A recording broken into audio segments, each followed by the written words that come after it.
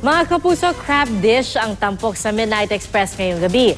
At hinimay muna, ibinalot sa dahon ng saging tapos niluto sa gata. Take it away, Mikael Daes.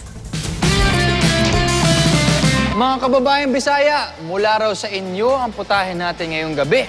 Masasarapan kaya ako? Napaka-cute na ang putahe natin sa harap. Sir Boy Cano, here again with us. Sir, ano po ba yung putaheng to? Tinatawag namin yan ditong pinais na alimasag. Alimasag, alam ko po kung ano yun. Ano po yung pinais? Parang ngayon ko lang po narinig yun. Pinais, it's a way of cooking it. Oh, okay. Iniihaw. Nakabalot sa banana leaf. Yung ginagamit natin dyan is crab meat. Sinusutay sa coconut milk. So, hinihimay muna yung crab meat. Yun yung gusto ko. Yung wala nang hirap. Hindi na kailangan himayin. So, parang may crab ball na tayo dito. Patok talaga sa panlasa natin ang mga pagkaing ginataan. Patunay dyan ang mga nagsasarapang Pinoy dishes na gata ang bida. Isa na rito ang pinais na alimasag. Karaniwan daw itong inihahanda sa mga lugar na malapit sa baybaying dagat at sa mga lugar na maraming puno ng niyog tulad ng Visayas area at maging sa Bicol. Okay, subukan natin to.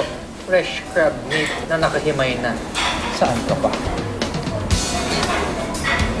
Dinadaan pa?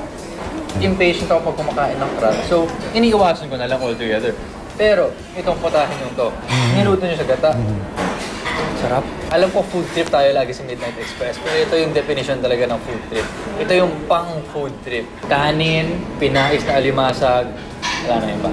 Ako po si Mikael Daes. This is Midnight Express. Good night!